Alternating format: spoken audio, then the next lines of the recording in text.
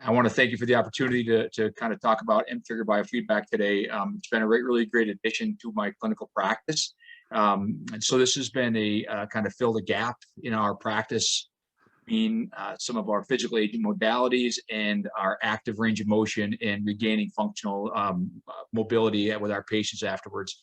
So I'm going to talk a little bit about today just about how mTrigger fit into our practice and its clinical applications. It's one of kind of the coolest new old products that's been out in a while. And I say new old because biofeedback's been around for a long time, but really this mTrigger system has really kind of made it so much more user-friendly and applicable in multiple settings. So as we go along here, I'll just kind of share my experiences with mTrigger Biofeedback and how I think you can incorporate that into your daily treatment regimes. So we'll take a look at and really, we all know that as clinicians, when we have a particular injury or insult or whatever we may have, whether it be neurological or whether it be trauma, or either it be iatrogenic injury or post-surgical soft tissue wounding or whatever, we get this inhibitory process that happens where the muscles and stuff sometimes will shut down on us, whether it be like the VMO or whether it be maybe a triceps is not kicking in like it should, or maybe our infraspinatus is kind of sleepy and not wake up or not kind of woke, I guess, or moving very well. We have these abnormal movement patterns that occur then. So, and it may be due to multiple things, whether it be again, swelling, joint effusion, those other types of issues that maybe it's a central sensitization because of pain, and we need to overcome that. And they don't know how to kick in these muscles anymore, so to speak. They don't know how to activate them.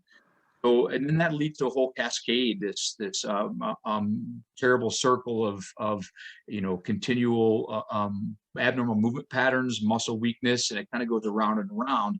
We have this weakness is asymmetry and these abnormal movement patterns. And whether they do it consciously or subconsciously, it continues to propagate over and over again.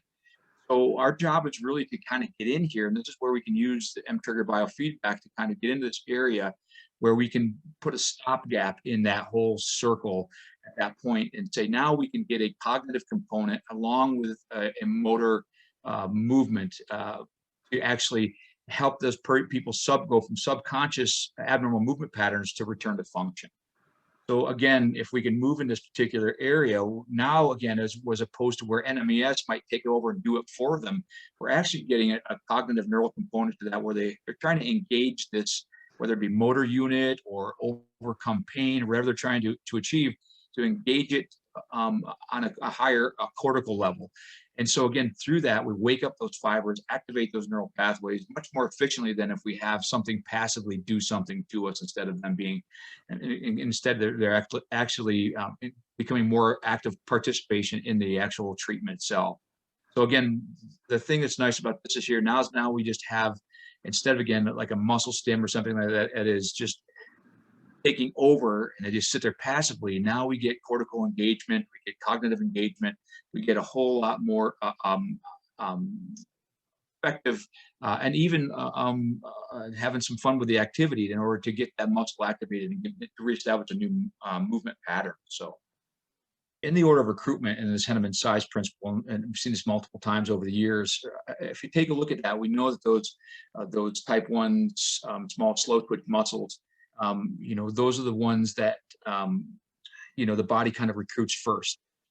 Those are the ones that are those endurance muscles, those ones you really need to throughout the day, your erector spinae, your multifidi, your gastroc, those types of things that help with posture and stability.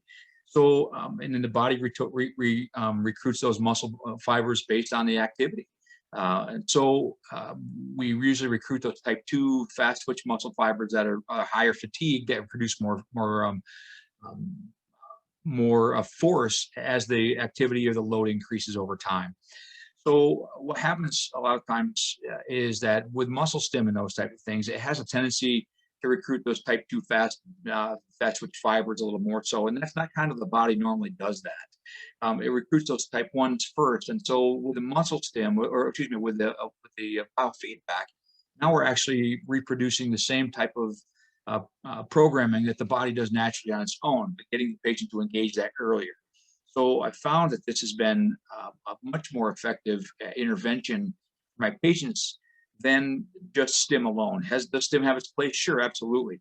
But getting that cognitive neural engagement of the patient to activate that either weakened motor unit or that particular joint that needs to have greater motor control. Now we add a little bit of a cognitive component to this as well, and now we have much more effective treatment overall. So again, it's really kind of nice, and you'll see in just a second I'll have some videos and show how we use that concept of gamification, where actually you get again that cognitive component where it almost takes their mind off that pain and helps them to engage the movement in a much more normal fashion. So again, if we take a look, how can we use this in occupational therapy? So really, what are we as occupational therapists? We celebrate Occupational Therapy Month, is that we look at function. We want to get people functioning as much as possible. Do occupations are those things we do in everyday life, everything from putting our socks on in the morning to getting dressed to getting out of bed to making a meal to whatever we do to our occupations on the job. But we need to have, again, cortical control, motor strength, motor function, overall functional strength, functional endurance. So again, as opposed to just taking a slice of this helps give us a bigger piece of that pie to fill in a gap in our treatment regime. We can use this as a link. And one of the biggest things I've seen is that link, cognitive link to occupation performance. So we want to not just have a passive modality. Now we have an active modality that engages cognition at the same time. And we can add a lot of occupational tasks or ADL tasks and stuff to the biofeedback, mTrigger Biofeedback as well. You'll see here in just a second. Again, this is a nice link that encourages both motor involvement and also cognitive involvement at the same time. And it gives you an opportunity, again, one of the biggest things to help you connect and encourage your patients and help them to motivate it, become part of their, not just their program in the clinic, but also their home program as well.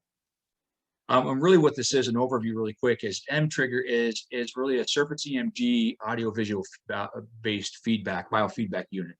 So again, our pads usually go over those muscle bellies and they help the crew pick up that activation of that motor unit. And you'll see that on a grid on the screen. It's a really, really simple setup. Some of these other units are very complex.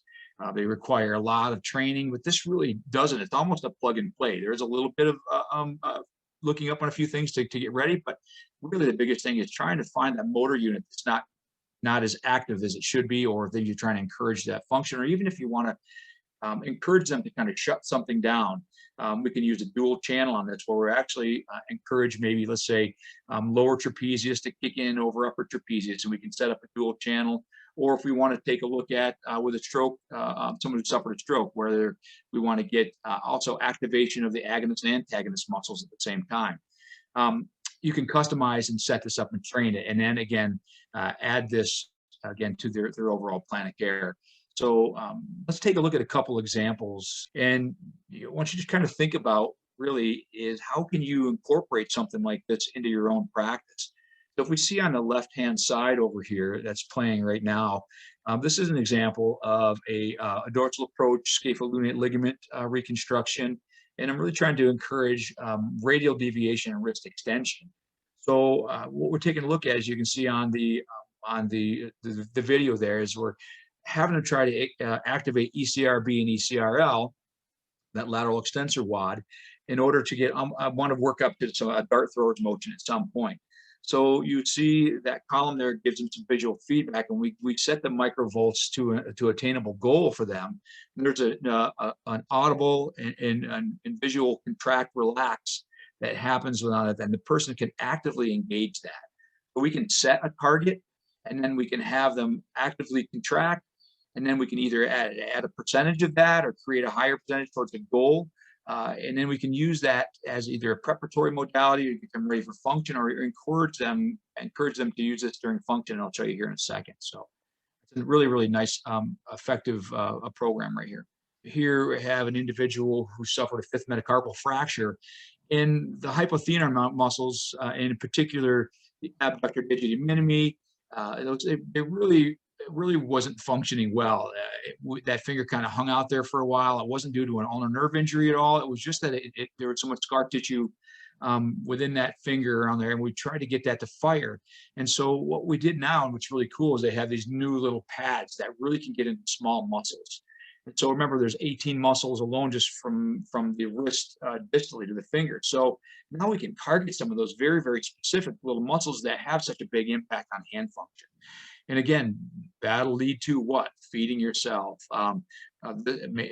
I've had people say, you know, they can move their fingers and digitally have an adduct and they can play the piano better.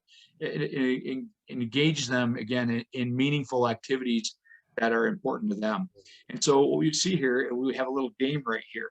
And so as the when we set up the microvolts and we get the equipment set up, it'll actually tell them to contract, and they'll have to hold it there for a sustained period of time. So we're working on muscle endurance at the same time, and it'll tell them to relax, and they'll catch those. So again, we're getting not just, is it a passive modality? It's gone, and now it's an active modality where they're contracting, sustaining that contraction over a period of time to a targeted muscle that's going to lead to greater functional outcomes. So again, you can see that both in your musculoskeletal practice. And now we'll take a look at a neurological case right here as well. So if we see on this right-hand side over here, we're taking a look at someone who suffered a stroke. So what we've been doing right here is we're working on, again, some proprioceptive input. We've incorporated other modalities with that as well. So we maybe layer it with some kinesiology taping to help encourage maybe some proprioceptive input to the wrist extensors. So this individual here we do an active assistive range of motion to assist with that. But we're also giving that person particular visual feedback on activating the biceps. Okay. And then what we do is we link that to function over on the right-hand side over here. Then we move them into like a mobile arm support afterwards to encourage, again, what they've already tried to feel. So we want them to get to activate that motor unit, and then we encourage that individual to actually use it in a functional activity afterwards. Remember, this is just a piece of the puzzle. This is just a very effective piece of that puzzle, but it engages the person as a whole, both cognitively, not just physically at the same time. So again, these are some nice examples of how you can incorporate this into your treatment plans and be very, very occupation-based at the same time. So when we take a look at biofeedback's versatility as well, there's a lot of different things that we can do with this. And this is what's so great about the mTrigger Biofeedback, is that we already talked about some of those things earlier in just some of those case studies we looked at just a minute ago. We can do a single channel or dual channel. So we can look at activating a single motor unit, or we can look at maybe activating the agonist and antagonist, or maybe we can set that up so we're going to have inhibition of one particular. We want to calm down the upper trap and activate maybe the infraspinatus for external rotation. We can set that up with 2 channels there. We can take, again, is it training versus gaming? And everyone responds a little bit differently. Some of our folks don't respond very well to some of the games. They don't, maybe they want to look at their therapies more of training, like they're getting into the gym, that type of thing. Or even some of those that are looking for a nice strong muscle contraction as opposed to playing a game. There's both opportunities to do that. Again, we already talked about activation versus inhibition. Maybe again, we want to go ahead and have them not contract that upper trap when they go into a shoulder shrug, if we're trying to avoid that. And we want to have them work more on external rotators. We can set it up there. Or maybe we want to work on bicep and tricep activation, and then have them calm down and quiet down the elbow extensors or the triceps. And we can do that on a 2-channel system.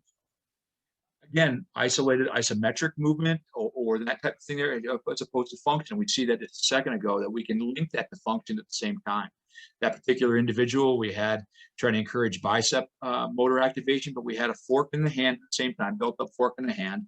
And then we encourage that person to bring that to their mouth so they could get visual feedback, auditory feedback, and they had a goal at the same time to hit on the app, on the phone, so they could see that. And that had a big time carryover, not just in the clinic, but in the home as well. And that's what it's all about. They see us for maybe an hour or 2 a week, maybe 3 if we get 3 times a week, which doesn't happen much anymore. But then what they do is they can take this, and this unit is affordable enough where they can take this home and continue that long-term rehab in the home setting as well. And it's not just for a neuro or orthopedic alone. Again, in my hand and upper extremity practice, we do use it quite frequently, but it's also for that neurological patient where, remember, neurological conditions can become orthopedic problems. So if we're trying to get them to activate a particular motor unit, or maybe it's a child or a pediatric patient that we want to have them, make a fist or hold on to something, and we can place these electrodes on those flexors now and get them involved through either the process of a game or gamification and get that cognitive component to that at the same time while getting motor function. So it's really kind of a game changer. If you haven't been using it or tried it, you really should. Again, this can be used from the athlete to the average Joe, from post-operative rehab to maintenance or even preventative over time. So especially if we take a look at that post-op patient that we really want to get them to engage or fire a particular motor unit, maybe even after tendon transfer or something like that there, we can place those very small leads on those particular motor units to try to get them to fire those in order for a better outcome in the patient. So really, if we take a look at, in conclusion with this here, as far as occupational therapy is concerned, this is a very occupation-based intervention, and we create that occupation base. But this helps us, biofeedback, mTrigger Biofeedback helps us to do that through its programming. And so now we can take that and incorporate that into our musculoskeletal practice. We can do an isolated movement all the way up to a functional activity that really helps to motivate and increase that patient compliance, because that's really what it's all about. We can be creative with that, and we can do a targeted surface EMG and get better performance data over time. And the overall arching goal is, again, to get our patient back to function. And that's what occupational therapy does. Not only are we movement specialists, but we're occupation-based movement specialists, where we're going to get people back to living again. So again, this is a big part of our overall arching treatment plan of care, but a very, very integral one where we can engage both cognitive and motivation and encourage overall independence with daily living skills.